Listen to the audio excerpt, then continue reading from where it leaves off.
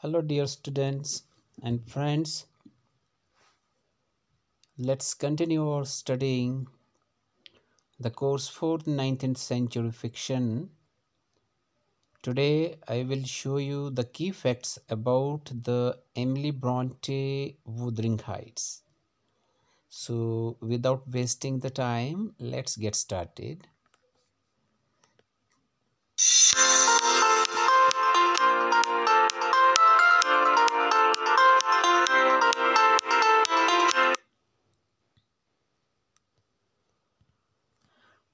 If we talk about its genre, then the genre it belongs to the Gothic novel, designed to both horrify and fascinate readers with scenes of passion and cruelty, supernatural elements, and a dark, foreboding atmosphere.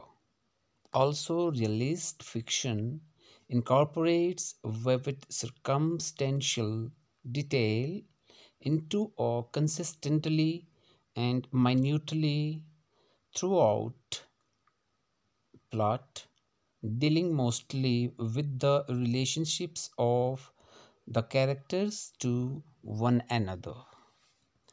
Dear students, its Hindi equivalent you will find of your own for your better understanding.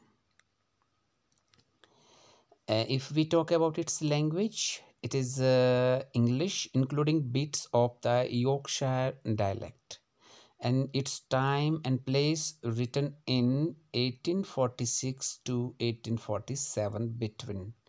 And Emily Bronte wrote Wuthering Heights in the parsonage of the isolated village of the Horeth in Yorkshire, and the date of first publication in 1847. And the publisher of this book is Thomas C. Newby.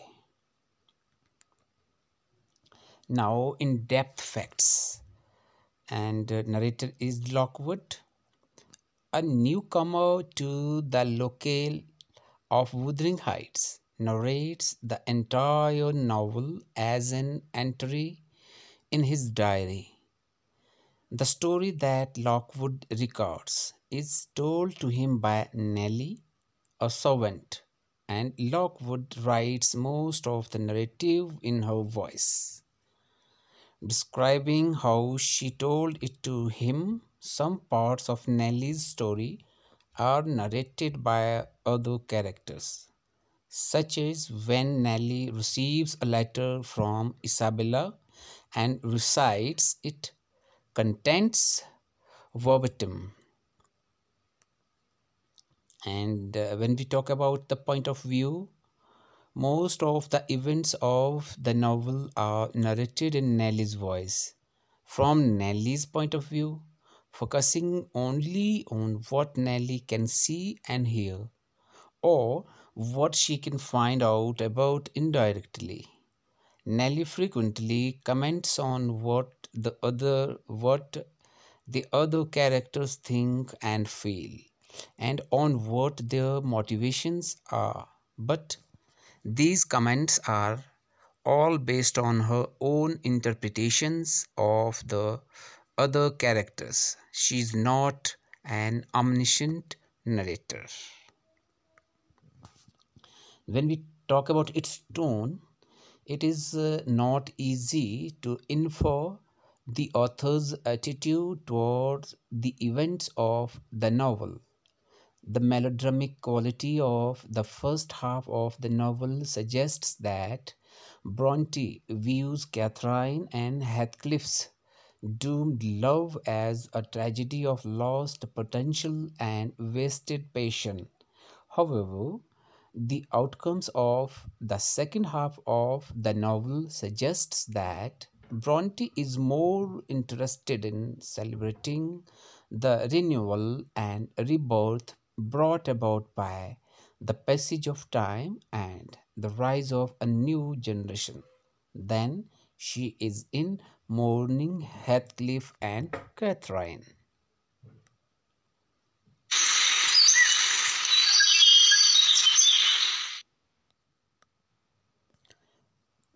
when we talk about its tense, both Lockwood's and Nellie's narrations are in the past tense, and the setting time.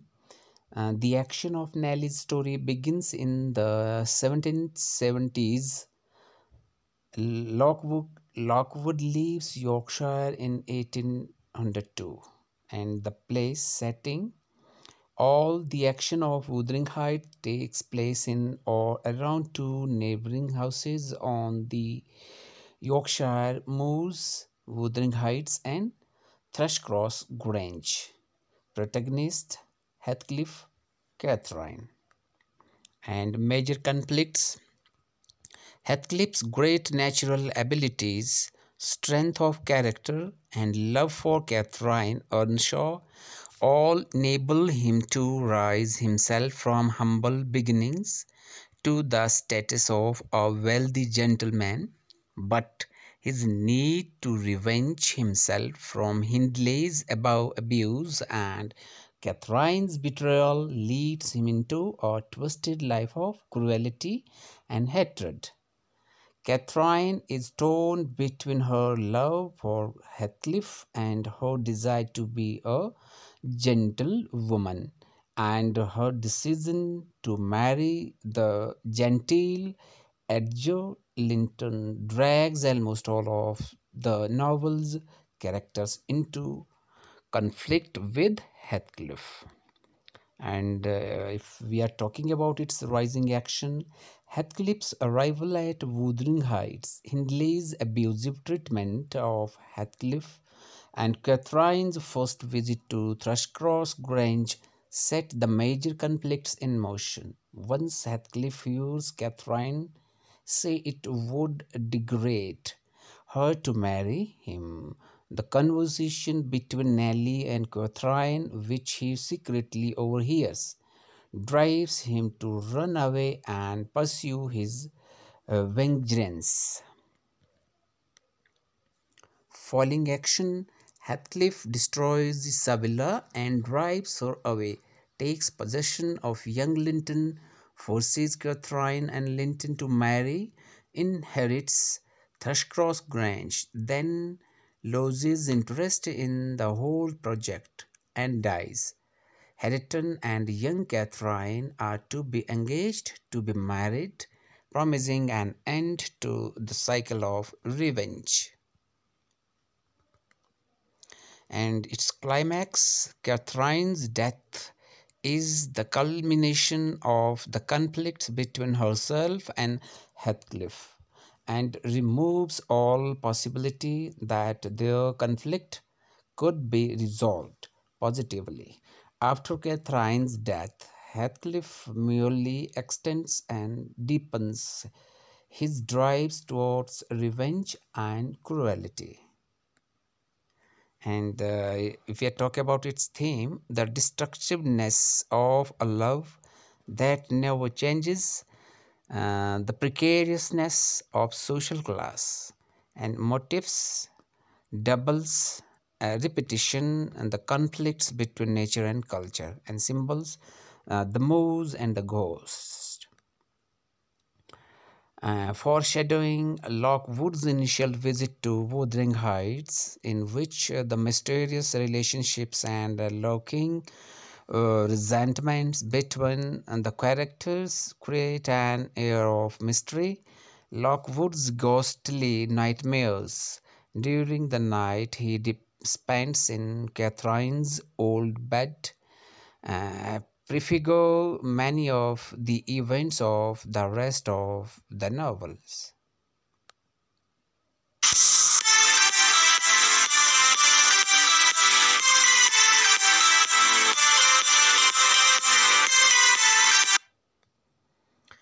Thanks dear students for watching the video till end. Hope you all are grasping the ideas which I have shown in these videos. So next is the Wuthering Heights chapter wise analysis and summary.